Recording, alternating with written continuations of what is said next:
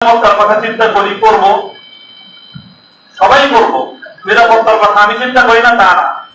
আমিও যদি আগে থেকে বুঝতে পারতাম যে আমাকে এরকম ভাবে তারা চাপে ফেলবে, হয়তো আমি আরো ভয় পেতাম। আমি যে ভয় পেয়ে নেই তা না।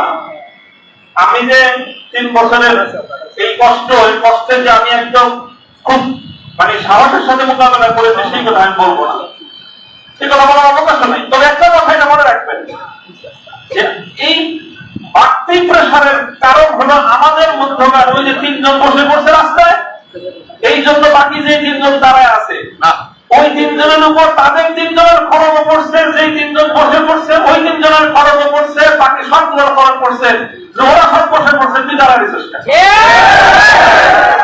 এটা হলো সমস্যা। যারা অন্তত আগামী দিনে যে কোনো ভাবে জাতীয় নেতৃত্বের সামনের সারিতে আসবেন, যেভাবেই আসেন,